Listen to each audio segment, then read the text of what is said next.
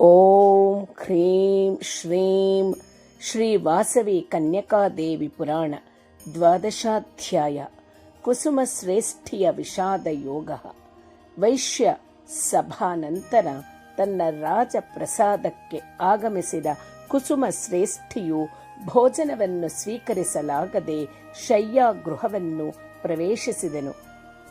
ಮೃದುತಲ್ಪದ ಮೇಲೆ ಆಸೀನನಾಗಿ ದೀರ್ಘವಾದ ನಿಟ್ಟುಸಿರು ಬಿಡುತ್ತಾ ಆಲೋಚನಾ ನಿಮಗ್ನನಾಗಿ, ಅಯ್ಯೋ, ನಾನು ಬಹುಕಾಲ ಸಂತಾನರಹಿತನಾಗಿ ಸಕಲ ದೇವತೆಗಳನ್ನು ಪ್ರಾರ್ಥಿಸಿ ಕಡೆಗೆ ಪುತ್ರ ಕಾಮೇಷ್ಟಿ ಯಾಗವನ್ನಾಚರಿಸಿ ದಿವ್ಯ ಗುಣ ಸಂಪನ್ನೆಯೂ ಅತಿಲೋಕ ಸೌಂದರ್ಯವತಿಯೂ ಆದ ಸುಪುತ್ರಿಯನ್ನು ಹೊಂದಿದೆನು. ಯುಕ್ತ ವಯಸ್ಕಳಾಗಿರುವ ನನ್ನ ಮಗಳಿಗೆ ನಮ್ಮ ಕುಲಜನಾದ ಯೋಗ್ಯವರನೊಡನೆ ವಿವಾಹ ಮಾಡಿ ಆಕೆಯ ಆಸಾ ಆಕಾಂಕ್ಷೆಗಳನ್ನು ಕಣ್ಣಾರೆ ಕಾಣಬೇಕೆಂದು ಎಷ್ಟೋ ಕನಸುಗಳನ್ನು ಕಂಡೆ. ಆದರೆ ನನ್ನ ಪೂರ್ವ ಜನ್ಮ ದುಷ್ಕೃತವೆಂತಹುದೋ ಅರಿಯೇ ಈಗ ಇಂಥ ಅನಿವಾರ್ಯವಾದ ಕಷ್ಟವು ಒದಗಿದೆ. ಶಿರೀಷ ಕುಸುಮದಂತೆ ಕೋಮಲಾಂಗಿಯಾದ ನನ್ನ ಮುದ್ದು ವಾಸವಿಯು ಕೆಂಗಡಿಗಳನ್ನು ಕಾರುವ ಅಗ್ನಿ ಜ್ವಾಲೆಗಳಲ್ಲಿ ಬೀಳಲು ಹೇಗೆ ಬಿಡಲಿ? ಈ ಊಹೆಯೇ ನನ್ನ ಹೃದಯವನ್ನು ದಹಿಸಿಬಿಡುತ್ತದೆ. ನನ್ನಂಥ ದೌರ್ಭಾಗ್ಯಶಾಲಿ ಈ ಪ್ರಪಂಚದಲ್ಲಿ ಮತ್ತೋರ್ವನಿರುವುದಿಲ್ಲ ಎಂದು ದುಃಖಿಸತೊಡಗಿದನು. ಹಾಗೆ ವ್ಯಾಕುಲ ಚಿತ್ತನಾದ ತಂದೆಯನ್ನು ನೋಡಿ ಹಿಮವಂತನ ಬಳಿ ಸಾರಿದ ಪಾರ್ವತಿಯಂತೆ ವಾಸವಿ ಕನ್ಯಕೆಯು ತನ್ನ ಜನಕನ ಸಮೀಪಕ್ಕೆ ಬಂದಳು. ದುರಂತ ದುಃಖಪೀಡಿತನಾದ ತಂದೆಯೊಡನೆ, ಜನಕ, ನೀನೇಕೆ ಹೀಗೆ ಪರಿತಪಿಸುತ್ತಿರುವೆ ಎಂದು ಪ್ರಶ್ನಿಸಿದಳು.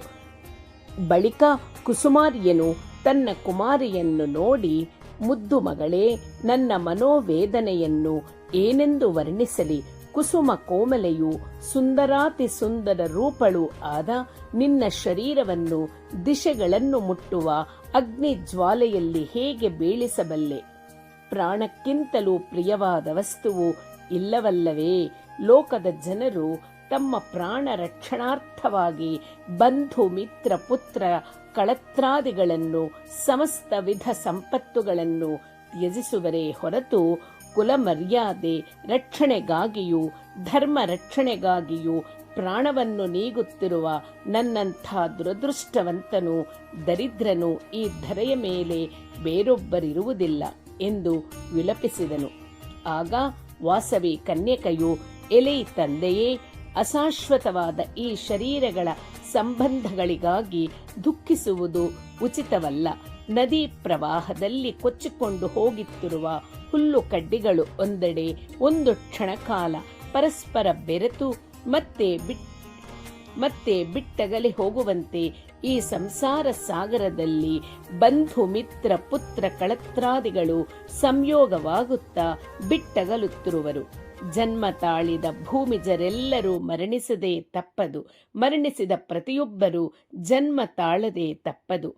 ಪಾಂಚಭೌತಿಕವಾದ ಈ ಶರೀರವು ಅನಿತ್ಯವಾದುದು. ಆತ್ಮ ಒಂದೇ ನಿತ್ಯವೂ ಸತ್ಯವೂ ಆಗಿದೆ.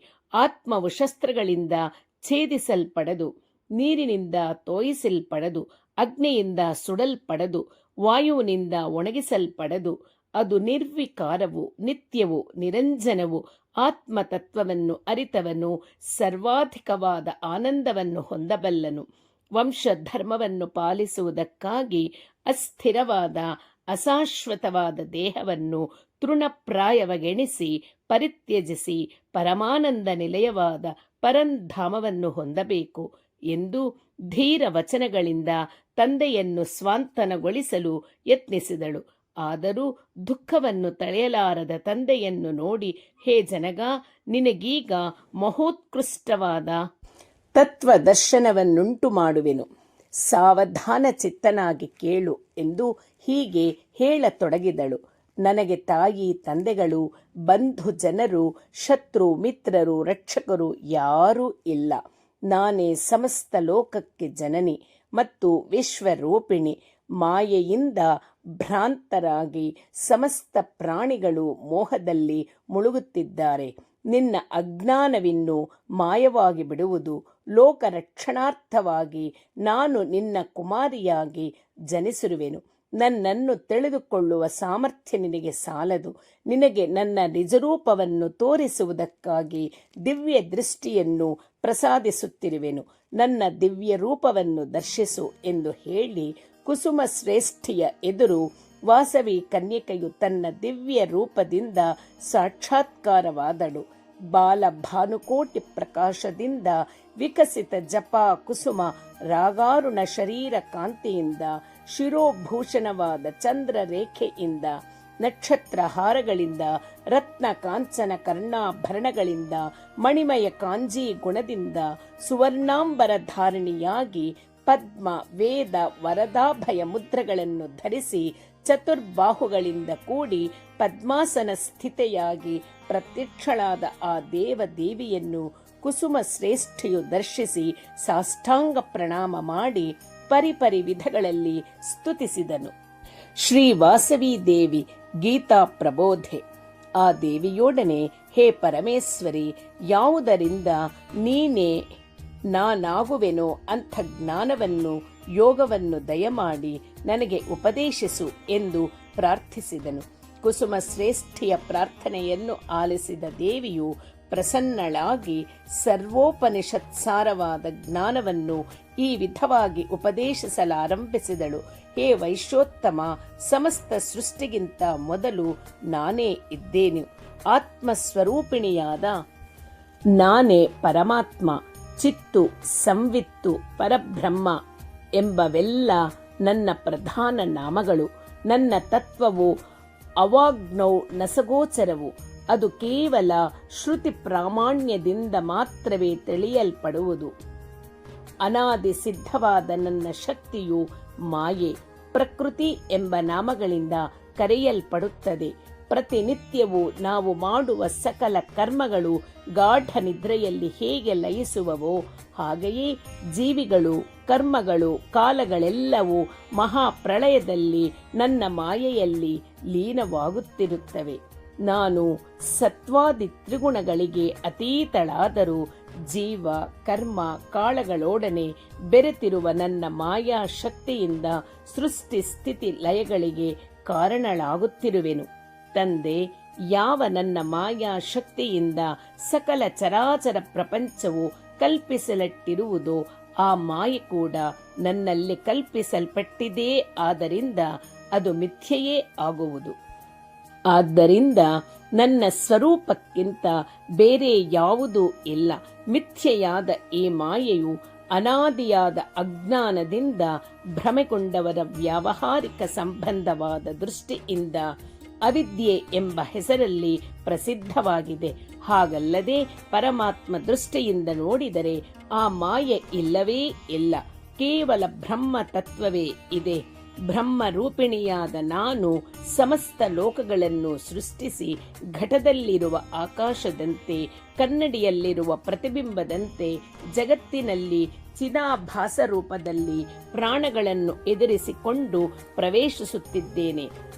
ಉತ್ತಮಾಧಮವಾದ ಸಮಸ್ತ ವಸ್ತುಗಳನ್ನು ಪ್ರಕಾಶಗೊಳಿಸುತ್ತಿರುವ ಸೂರ್ಯನು ಆ ವಸ್ತುಗತ ದೋಷಗಳಿಂದ ಹೇಗೆ ಲಿಪ್ತನಾಗುವುದಿಲ್ಲವೋ ಹಾಗೆಯೇ ನಾನು ಕೂಡ ಉಪಾಧಿಗತ ಗುಣ ದೋಷಗಳಿಂದ ಎಂದಿಗೂ ಲಿಪ್ತಳಾಗುವುದಿಲ್ಲ. ಆದರೂ ಅಜ್ಞಾನಿ ಜನರು ಬುದ್ಧಿ ಮೊದಲಾದವುಗಳಲ್ಲಿರುವ ಕರ್ತೃತ್ವವನ್ನು ಆತ್ಮರೂಪಿಣಿಯಾದ ನನ್ನಲ್ಲಿ ಆರೋಪಿಸಿ ನನ್ನನ್ನೇ ಕರ್ತಳೆಂದು ನುಡಿಯುವರು. ಆದರೆ ನಾನು ಸೂರ್ಯ ಭಗವಾನನಂತೆ ಸಾಕ್ಷಿ ರೂಪಿಣಿಯೇ ಹೊರತು ಏನನ್ನು ಮಾಡುವವಳಲ್ಲ. ನಾನು ಸರ್ವಕ್ಕೂ ಸಾಕ್ಷೀಭೂತಳು. ಜಗತ್ತಿಗೆ ನಾನೇ ನೇತ್ರವು. ಸಮಸ್ತ ಜಗತ್ತುಗಳಲ್ಲಿ ನಾನು ವ್ಯಕ್ತವಾಗದ ರೀತಿಯಲ್ಲಿ ವ್ಯಾಪಿಸಿರುವೆ. ನನಗೆ ವಿನಾಶವಿಲ್ಲ. ನಾಶವಿಲ್ಲದ ಆನಂದ ಸ್ವರೂಪವಾದ ಪರಬ್ರಹ್ಮವು ನಾನೇ. ನನ್ನ ಮಾಯೆಯು ಸಕಲ ಜಗತ್ತನ್ನು, ಉತ್ತಮೋತ್ತಮರಾದ ದೇವತೆಗಳನ್ನು, ಮಾನವರನ್ನು ಕೂಡ ಮೋಹಗೊಳಿಸುತ್ತಿದೆ. ಒಂದೇ ಹಗ್ಗವು ಹಾವಿನಂತೆ ಮತ್ತು ಹೂಮಾಲೆಯಂತೆ ಹೇಗೆ ಪ್ರಕಾಶಿಸುತ್ತಿದೆಯೋ ಹಾಗೆಯೇ ಜೀವೇಶ್ವರಾದಿ ರೂಪಗಳಿಂದ ನಾನೇ ಬೆಳಗುತ್ತಿರುವೆನು. ಜೀವ ಬಹುತ್ವವು ಏರ್ಪಟ್ಟಿರುವಂತೆಯೇ ಬ್ರಹ್ಮ ವಿಷ್ಣು ಮಹೇಶ್ವರಾದಿ ದೇವ ಬಹುತ್ವವು ಕೂಡ ಮಾಯೆಯಿಂದ ಕಲ್ಪಿಸಲ್ಪಟ್ಟಿದೆ. ಅಂದರೆ ಅಜ್ಞಾನ ಭೇದದಿಂದ ಜೀವ ಬಹುತ್ವ, ಮಾಯಾ ಭೇದದಿಂದ ದೇವ ಬಹುತ್ವವು ಏರ್ಪಟ್ಟಿದೆ. ಆಕಾಶಕ್ಕೆ ಘಟಾಕಾಶ, ಮಠಾಕಾಶ, ಮಹಾಕಾಶ ಎಂದು ಭೇದವು ಕಲ್ಪಿಸಲ್ಪಟ್ಟಿರುವಂತೆಯೇ ಚೈತನ್ಯ ಸ್ವರೂಪಿಣಿಯಾದ ನನಗೆ ಜೀವನೆಂದು ಈಶ್ವರನೆಂದು ಭೇದವು ಕಲ್ಪಿಸಲ್ಪಟ್ಟಿದೆಯೇ ಹೊರತು ನಾನೇ ಸರ್ವರೂಪಿಣಿಯು. ಸಚ್ಚಿದಾನಂದ ರೂಪಿಣಿಯಾದ ನನ್ನಲ್ಲೇ ಪ್ರಪಂಚವೆಲ್ಲವೂ ತುಂಬಿದೆ. ರಾಜ, ನಾನೇ ಬ್ರಹ್ಮವು, ನಾನೇ ವಿಷ್ಣುವು, ನಾನೇ ಶಿವನು, ನಾನೇ ಶಕ್ತಿಯು, ನಾನೇ ಸೂರ್ಯನು, ನಾನೇ ಗಣಪತಿಯು. ನನ್ನಿಂದಲೇ ಚರಾಚರ ಸೃಷ್ಟಿಯು ಏರ್ಪಟ್ಟಿದೆ. ಮಾನವನು ಸದುಪದೇಶ ಪ್ರಾಪ್ತಿಯನ್ನು ಪಡೆದು ವಿರಕ್ತನಾಗಿ ಅರಿಷಡ್ವರ್ಗವನ್ನು ಜಯಿಸಿ ಛೇದಿಸಲಾಗದ, ದಹಿಸಲಾಗದ ನೀರಿನಲ್ಲಿ ನೆರೆಯಿಸಲಾಗದ, ಗಾಳಿಗೆ ಒಣಗಿಸಲಾಗದ, ದೇಹವು ನಶಿಸಿದರೂ ನಾಶವಾಗದ ಶಾಶ್ವತ ಶುದ್ಧ ಚೈತನ್ಯ ಸ್ವರೂಪಾತ್ಮಳಾದ ನನ್ನನ್ನು ಅರಿತುಕೊಂಡು ಆತ್ಮ ಸಾಕ್ಷಾತ್ಕಾರವನ್ನು ಹೊಂದುತ್ತೇನೆ ಎಂದು ತನ್ನ ತತ್ವದ ರಹಸ್ಯವನ್ನು ತಿಳಿಸಿದಳು. ನಂತರ ಕುಸುಮ ಶ್ರೇಷ್ಠಿಯು ಆ ದೇವಿಯನ್ನು ನೋಡಿ, ಓ ಪರಮೇಶ್ವರಿ, ಯಾವ ಯೋಗದಿಂದ ನಾನು ಆತ್ಮ ಸಾಕ್ಷಾತ್ಕಾರವನ್ನು ಹೊಂದಬಲ್ಲೆನೋ ಆ ಪ್ರಜ್ಞಾನ ಸಾಧಕವಾದ ಯೋಗವನ್ನು ಸಾಂಗವಾಗಿ ನನಗೆ ಪ್ರಬೋಧಿಸು ಎಂದು ಪ್ರಾರ್ಥಿಸಿದನು. ಆ ಬಳಿಕ ದೇವಿಯು, ಓ ವೈಶ್ಯಭೂಪ, ಜೀವಾತ್ಮ ಪರಮಾತ್ಮರಲ್ಲಿ ಏಕತ್ವವನ್ನು ಭಾವಿಸುವ ವೃತ್ತಿಯೇ ಯೋಗವೆನಿಸುವುದು. ಈ ಅಭೇದ ಜ್ಞಾನ ವೃತ್ತಿಗೆ ಕಾಮ, ಕ್ರೋಧ, ಲೋಭ, ಮೋಹ, ಮದ, ಮಾತ್ಸರ್ಯಗಳೆಂಬ 6 ವಿಘ್ನಕಾರಕ ಶತ್ರುಗಳು. ಆ ಶತ್ರುಗಳನ್ನು ಜಯಿಸಿ ಯೋಗವನ್ನು ಸಾಧಿಸುವುದಕ್ಕೆ ಯಮ, ನಿಯಮ, ಆಸನ, ಪ್ರಾಣಾಯಾಮ, ಪ್ರತ್ಯಾಹಾರ, ಧಾರಣ, ಧ್ಯಾನ, ಸಮಾಧಿ ಎಂಬ 8 ಅಂಗಗಳಿಂದ ಕೂಡಿದ ಅಷ್ಟಾಂಗ ಯೋಗವನ್ನು ಅಭ್ಯಾಸ ಮಾಡಬೇಕು. ಈ ಅಷ್ಟಾಂಗ ಯೋಗದ ವಿವರಣೆಯನ್ನು ಕೇಳು. ಅಹಿಂಸೆ, ಸತ್ಯವಚನ, ಕಳ್ಳತನ ಮಾಡದಿರುವಿಕೆ, ಬ್ರಹ್ಮಚರ್ಯ, ಸರ್ವಭೂತದಯೆ, ತಾನು ಎಲ್ಲರಿಗಂತ ಕಿರಿಯನೆಂಬ ವಿನಯ ಭಾವ, ಸಹನೆ, ಧೈರ್ಯ, ಮಿತಾಹಾರ, ಬಹಿರಂತಃಶುದ್ಧಿ ಎಂಬವೆಲ್ಲ ಯಮ ಎನಿಸುವವು. ತಪಸ್ಸನ್ನಾಚರಿಸುವುದು, ಶ್ರುತಿ ಸ್ಮೃತಿಗಳಲ್ಲಿ ಹೇಳಿರುವ ಕರ್ಮಗಳನ್ನು ಆಚರಿಸುವುದು, ದೊರೆತುದರಲ್ಲಿ ತೃಪ್ತಿ, ದೇವ ಬ್ರಾಹ್ಮಣರಲ್ಲಿ ವೇದಗಳಲ್ಲಿ ಶ್ರದ್ಧೆಯಿಂದಿರುವುದು, ಪ್ರಾತತ್ವವನ್ನರಿತು ದಾನ ಮಾಡುವುದು, ಪರಮೇಶ್ವರಿಯನ್ನು ಪೂಜಿಸುವುದು, ವೇದಾಂತ ವಾಕ್ಯಗಳನ್ನು ಕೇಳುವುದು, ತಪ್ಪು ಮಾಡಲು ನಾಚಿಕೆ ಪಡುವುದು, ಓಂಕಾರ, ಗಾಯತ್ರಿ ಮೊದಲಾದ ದೈವ ಮಂತ್ರಾದಿಗಳನ್ನು ಜಪಿಸುವುದು, ನಿತ್ಯ ಹೋಮಗಳನ್ನು ಆಚರಿಸುವುದು ಎಂಬವೆಲ್ಲ ನಿಯಮವೆನಿಸುವವು.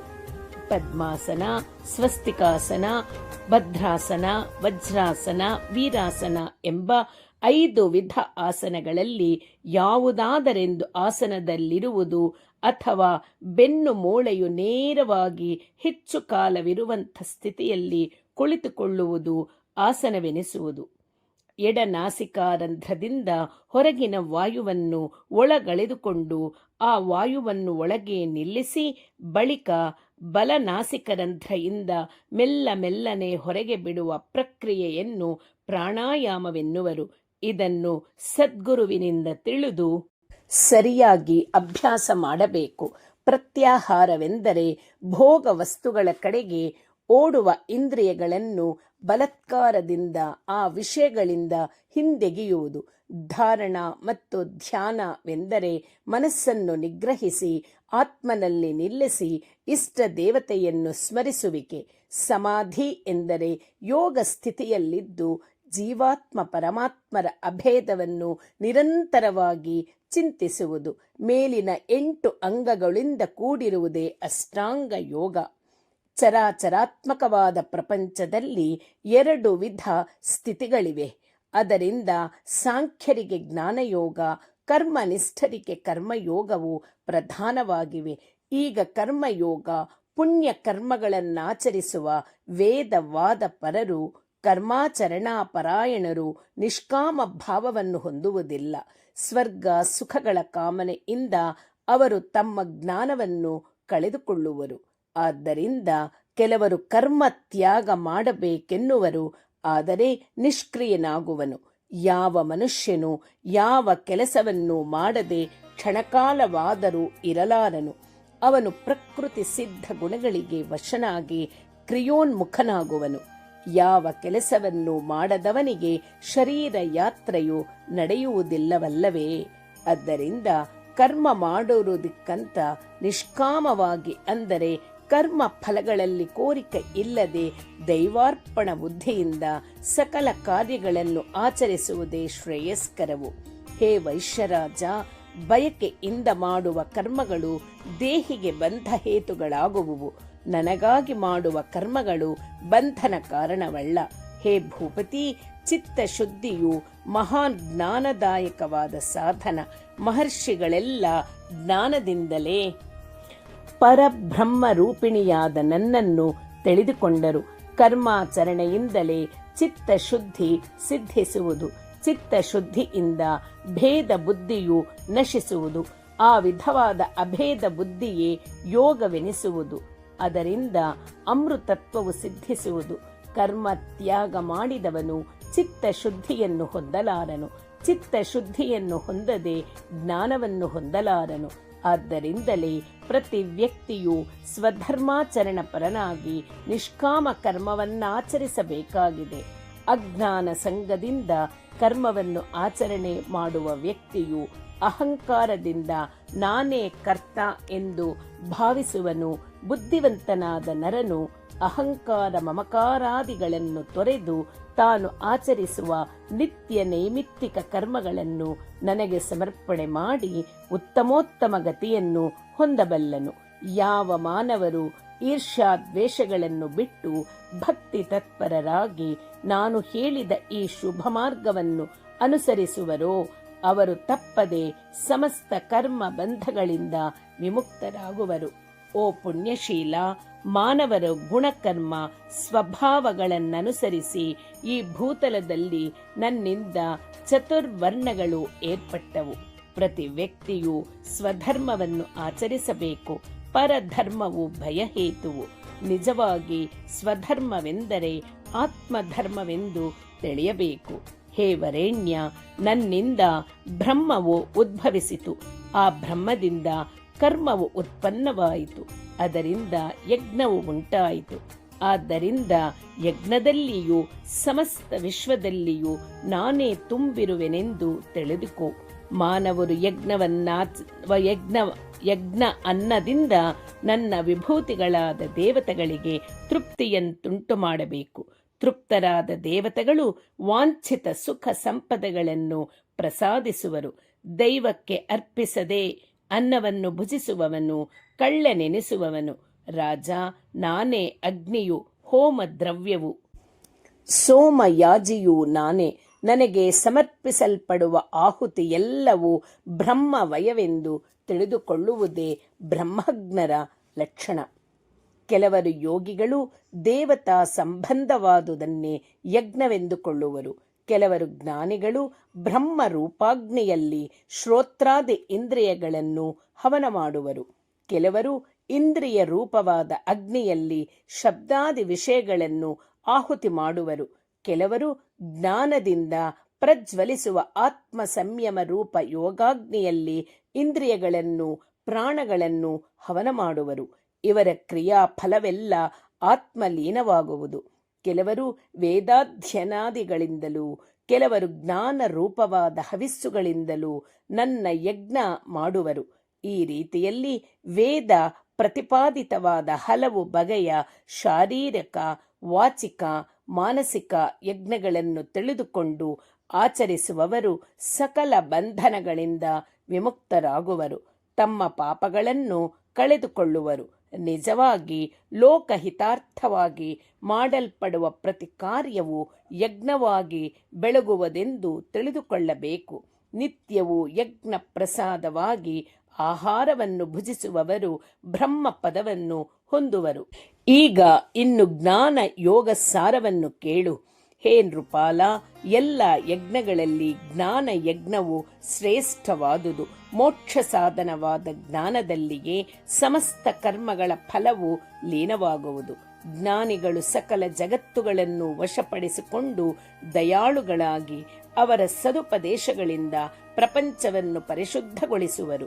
ಜ್ಞಾನ ಸಂಪನ್ನರು ಜೀವನ್ಮುಕ್ತ ಸ್ಥಿತಿಯನ್ನು ಹೊಂದಿ ಪರಮಾನಂದಮಯ ರಸವಾಹಿನಿಯಲ್ಲಿ ಮುಳುಗಿ ತಮ್ಮ ಹೃದಯಗಳಲ್ಲಿ ನೆಲೆಸಿರುವ ಪರಮಾತ್ಮನನ್ನು ನಿಮೀಲಿತ ನೇತ್ರಗಳಿಂದ ದರ್ಶಿಸುವರು. ಜ್ಞಾನ ಯೋಗಿಗಳು ಸಕಲ ಪ್ರಾಣ ಕೋಟಿಯನ್ನು ತಮ್ಮ ಸಮಾನವಾಗಿಯೇ ಭಾವಿಸುವರು. ಸುಖ ದುಃಖ, ಜಯಾಪಜಯ, ಲಾಭ ನಷ್ಟ, ಮಾನಾವಮಾನ ಮೊದಲಾದ ಸಮಸ್ತ ದ್ವಂದ್ವಗಳನ್ನು ಅವರು ಸಮದೃಷ್ಟಿಯಿಂದ ಸ್ವೀಕರಿಸುವವರು.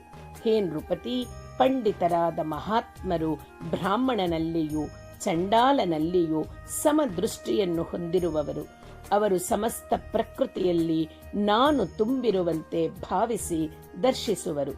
ಜ್ಞಾನದ ಬಲದಿಂದ ಇಂದ್ರಿಯಗಳನ್ನು ತಡೆಹಿಡಿದು ಎಲ್ಲೆಡೆಯಲ್ಲಿಯೂ ಸಮತ್ವ ಬುದ್ಧಿ ಹೊಂದಿರುವುದೇ ಜ್ಞಾನ ಯೋಗ ಎಂದೆನಿಸುವುದು. ಆಮೆಯು ತನ್ನ ಅವಯವಗಳೆಲ್ಲ ತನ್ನೊಳಗೆ ಸೆಳೆದುಕೊಳ್ಳುವ ರೀತಿಯಲ್ಲಿ ಯೋಗಿಯು ವಿಷಯ ಸುಖಗಳಿಂದ ತನ್ನ ಇಂದ್ರಿಯಗಳನ್ನು ಹಿಂದೆಳೆದುಕೊಂಡು ಆತ್ಮಸ್ಥಿತನಾಗುವನು. ಅಂಥವನನ್ನೇ ಸ್ಥಿರ ಬುದ್ಧಿ ಎನ್ನುವರು. ತ್ರಿವಿಧ ದುಃಖಗಳನ್ನು ನಾಶಗೊಳಿಸಿಕೊಂಡು ಮಮಕಾರ ಅಹಂಕಾರಗಳನ್ನು ತ್ಯಜಿಸಿ ಕಾಮನೆಗಳನ್ನೆಲ್ಲ ಬಿಟ್ಟು ನಿತ್ಯ ಜ್ಞಾನಾಭಿರತನಾದವನು ಮುಕ್ತಿಯನ್ನು ಹೊಂದಬಲ್ಲನು. ಹೀಗೆಂದು ದೇವಿಯು ಹೇಳಲು ಕೇಳಿ ಕುಸುಮಾರಿಯನು, ದೇವಿ, ಪಾಪ ಮಾಡಕೂಡದೆಂದು ನಿಶ್ಚಯಿಸಿಕೊಂಡ ಮಾನವನು ಕೂಡ ಯಾವುದರಿಂದ ಪ್ರೇರಿತನಾಗಿ ಪಾಪವನ್ನು ಆಚರಿಸುತ್ತಿರುವನು ಎಂದು ಪ್ರಶ್ನಿಸಿದನು. ಬಳಿಕ ದೇವಿಯು, ಭೂಪಾಲ, ರಜೋಗುಣ ಜನಿತವಾದ ಕಾಮದಿಂದ ಜನಿಸಿದ ಕ್ರೋಧ ಪಾಪಕ್ಕೆ ಹೇತುಗಳು. ಈ ಎರಡು ಮಾನವನಿಗೆ ಮಹಾಶತ್ರುಗಳು.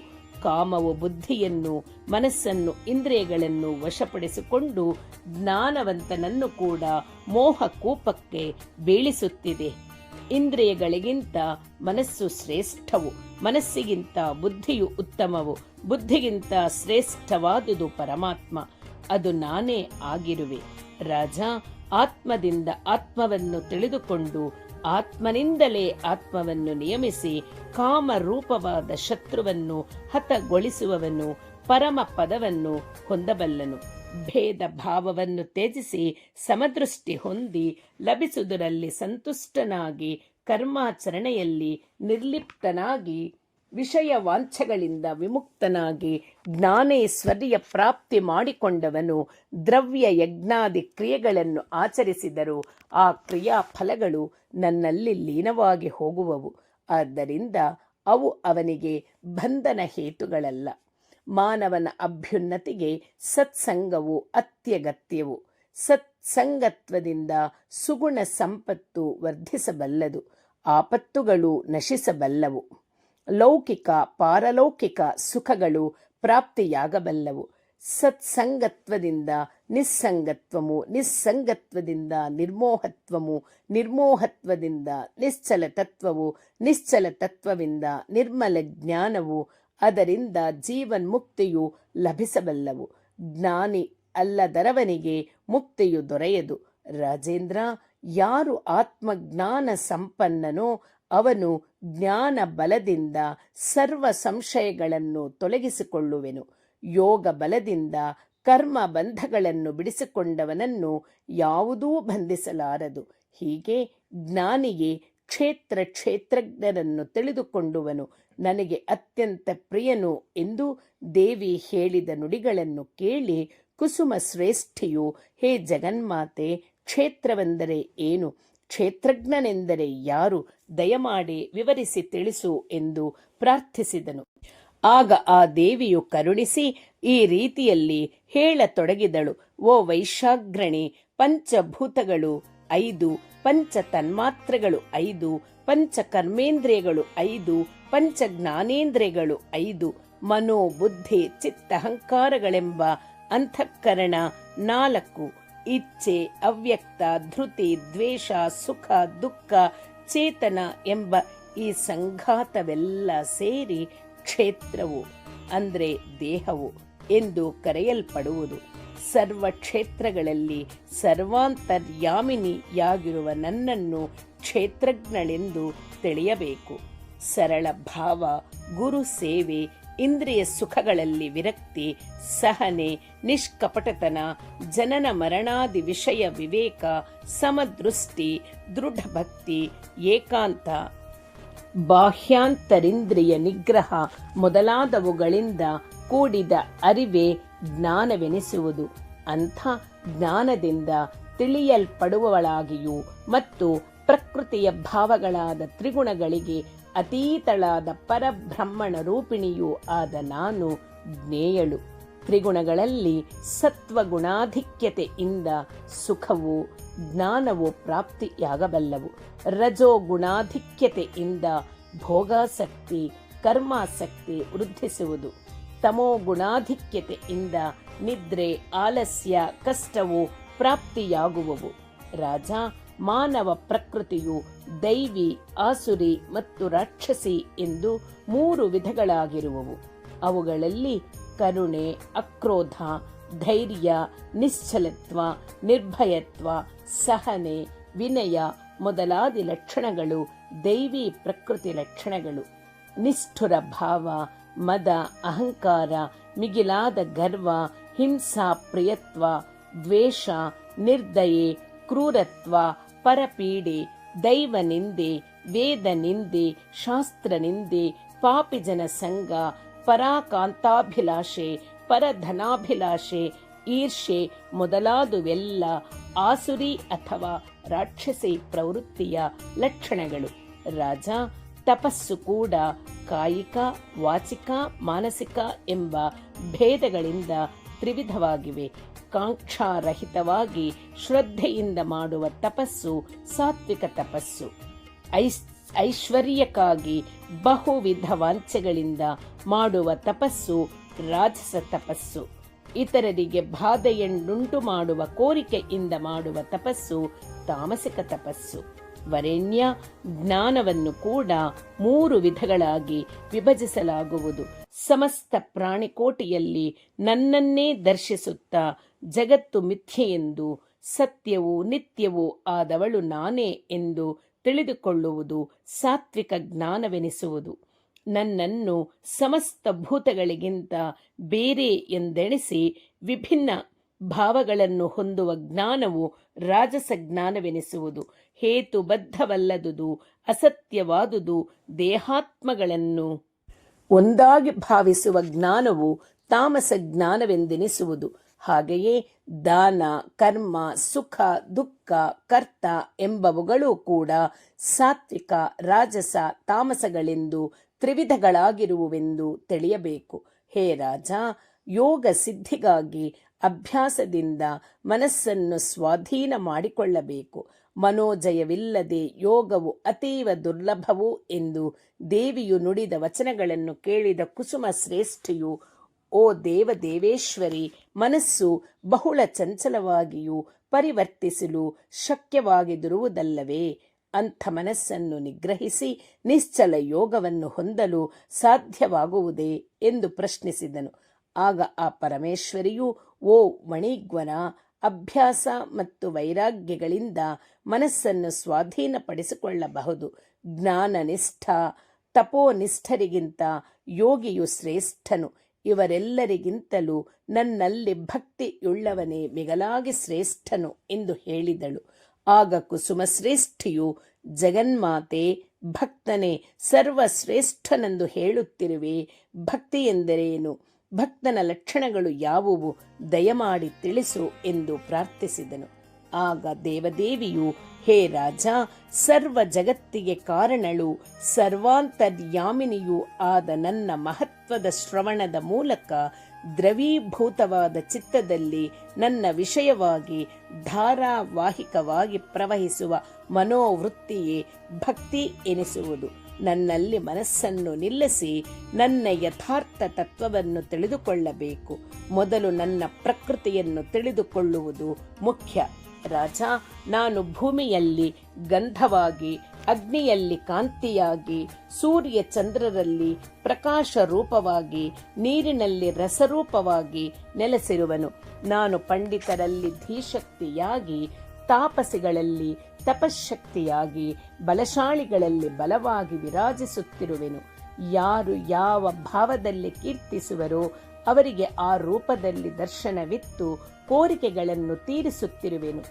ಯಾವ ವ್ಯಕ್ತಿ ನನ್ನನ್ನು ಸ್ಮರಿಸುತ್ತಾ ಪ್ರಾಣಗಳನ್ನು ಬಿಡುವನೋ ಅವನು ಪುನರ್ಜನ್ಮವಿಲ್ಲದ ಮೋಕ್ಷವನ್ನು ಹೊಂದುವನು. ಯಾರು ನನಗೆ ಅರ್ಘ್ಯ, ಪಾದ್ಯ, ಸ್ನಾನ, ವಸ್ತ್ರಾಲಂಕಾರ, ಧೂಪ, ದೀಪ, ನೈವೇದ್ಯ, ತಾಂಬೂಲಾದಿಗಳನ್ನು ಸಮರ್ಪಿಸಿ ವಿವಿಧೋಪಚಾರಗಳಿಂದ ಭಕ್ತಿಯುಕ್ತರಾಗಿ ಪೂಜಾ ವ್ರತ ಯಜ್ಞಾದಿಗಳಿಂದ ಆರಾಧಿಸುವರೋ ಅವರು ಪರಮ ಪದವನ್ನು ಹೊಂದಬಲ್ಲರು. ನನ್ನನ್ನು ಕುರಿತು ಶ್ರವಣ, ಕೀರ್ತನ, ಸ್ಮರಣ, ಪಾದ ಸೇವನ, ಅರ್ಚನ, ವಂದನ, ದಾಸ್ಯ, ಸಖ್ಯ, ಆತ್ಮನಿವೇದನೆಗಳೆಂಬ 9 ಲಕ್ಷಣಗಳ ಭಕ್ತಿಯಿಂದ ನನ್ನನ್ನು ಅರ್ಚಿಸುವವರು ಉತ್ತಮವಾದ ತಮ್ಮ ಅಭೀಷ್ಟ ಫಲಗಳನ್ನು ಹೊಂದಬಲ್ಲರು. ನನ್ನ ನಾಮ ಸಂಕೀರ್ತನೆ, ಮಂತ್ರ ಜಪ ನಿರಂತರವಾಗಿ ಮಾಡುವವರು ನನ್ನನ್ನು ತಪ್ಪದೆ ಸೇರುವರು. ಶಾಸ್ತ್ರವೇತ್ತರು, ವೇದ ವೇದ್ಯರು, ಯಜ್ಞ ದಾನ ತಪಶ್ಚರ್ಯಾದಿ ನಿರತರು ಕೂಡ ನನ್ನ ಯಥಾರ್ಥ ಸ್ವರೂಪವನ್ನು ತಿಳಿಯಲಾರರು. ಭಕ್ತಿಯುಕ್ತರು ಮಾತ್ರವೇ ನನ್ನನ್ನು ಹೊಂದಬಲ್ಲರು. ಅವ್ಯಕ್ತವಾದ ನನ್ನ ನಿರ್ಗುಣ ತತ್ವೋಪಾಸನೆ ಮಾಡುವವರು ಕೂಡ ನನ್ನನ್ನು ಸೇರುವರು. ಆದರೆ ಅವರಿಗೆ ಕ್ಲೇಶವು ಅಧಿಕ. ಶುಕಾದಿ ಮಹರ್ಷಿಗಳು, ನಾರದಾದಿ ಮುನಿವರೇಣ್ಯರು ಭಕ್ತಿ ಯೋಗದಿಂದಲೇ ನನ್ನನ್ನು ಹೊಂದಿದರು. ಭಕ್ತಿ ಯೋಗವು ಅತ್ಯಂತ ಸರಳವು, ಸುಲಭ ಸಾಧ್ಯವು. ಭಕ್ತನಾದನವನು ನನಗೆ ವಿಶೇಷ ಪ್ರಿಯನು. ಓ ವೈಶ್ಯವರ್ಯ, ಮುಕ್ತಿಯನ್ನು ಹೊಂದುವುದಕ್ಕೆ ಕರ್ಮಯೋಗ, ಜ್ಞಾನಯೋಗ, ಭಕ್ತಿಯೋಗ ಎಂದು 3 ಮಾರ್ಗಗಳು ವಿವರಿಸಲ್ಪಟ್ಟಿವೆ. ಇವುಗಳಲ್ಲಿ ಬಹಳ ಸುಲಭವಾದದ್ದು ಧನ ವ್ಯಯ, ಶರೀರಾಯಾಸ ಮೊದಲಾದವುಗಳಲ್ಲದೆಯೇ ಕೇವಲ ಹೃದಯದಿಂದಲೇ ನಿರ್ವಹಿಸಲ್ಪಡುವುದಾಗಿರುವ ಭಕ್ತಿಯೋಗವು ಮುಮುಕ್ಷುಗಳೆಲ್ಲರೂ ತಪ್ಪದೆ ಆಶ್ರಯಿಸತಕ್ಕಾಗಿದೆ. ಈ ಭಕ್ತಿಯೋಗವು ಮಾನವರ ಸತ್ವ, ರಜಸ್ತಮೋಗುಣ ಸ್ವಭಾವ ಭೇದಗಳನ್ನನುಸರಿಸಿ 3 ಬಗೆಯಾಗಿವೆ. ಇತರರ ಮೆಚ್ಚುಗೆಯನ್ನು ಪಡೆಯುವುದಕ್ಕೂ, ಪರರಿಗಾಗುವ ಮೇಲನ್ನು ಕಡಿಸುವುದಕ್ಕೂ, ಇತರರನ್ನು ಪೀಡಿಸುವುದಕ್ಕೂ ನನ್ನನ್ನು ಭಜಿಸುವವನ ಭಕ್ತಿ ತಾಮಸೀ ಭಕ್ತಿ ಆಗುವುದು.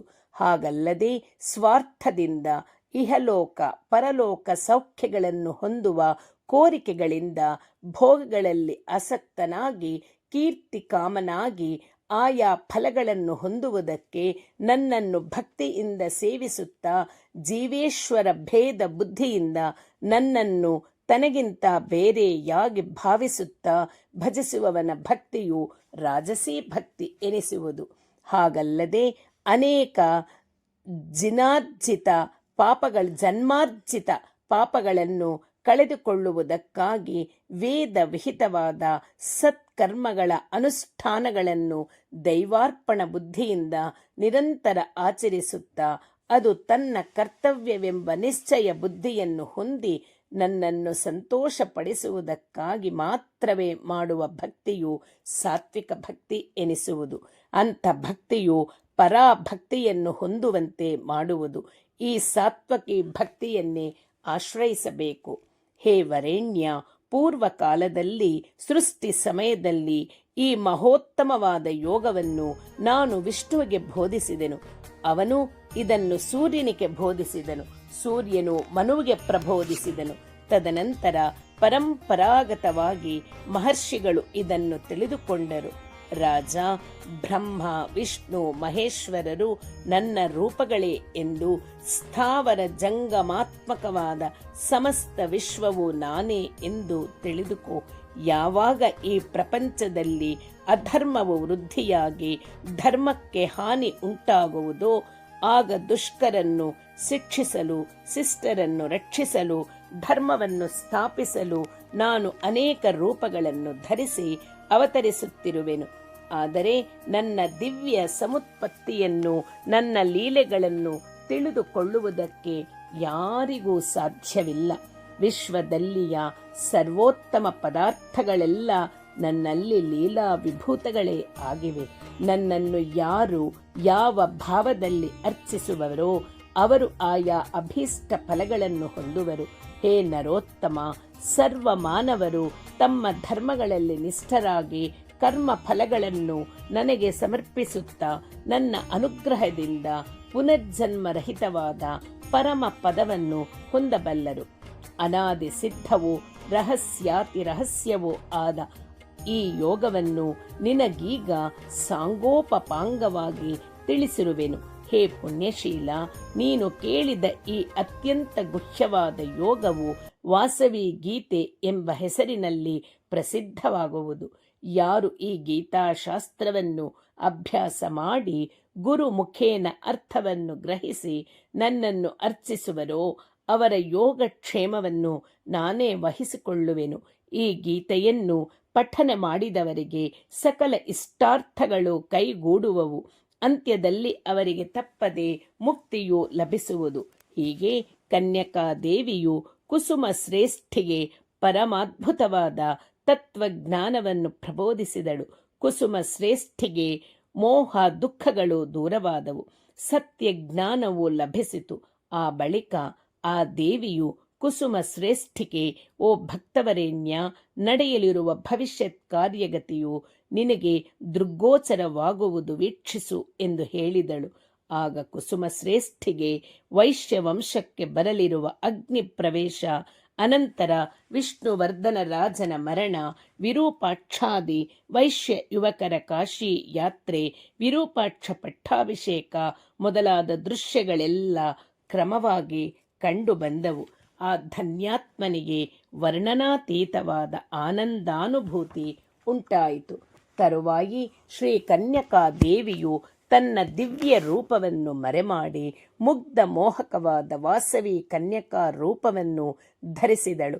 ಅಷ್ಟರಲ್ಲಿ ಮಾಯೆಯು ಕುಸುಮ ಶ್ರೇಷ್ಠಿಯನ್ನು ಮುಸುಕಿದಳು. ಅವನು ಶಯ್ಯೆಯ ಮೇಲೆ ನಿಶ್ಚಿಂತನಾಗಿ ಗಾಢ ನಿದ್ರಾವಶನಾದನು.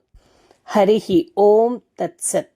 12ನೇ ಅಧ್ಯಾಯ ಸಂಪೂರ್ಣಂ.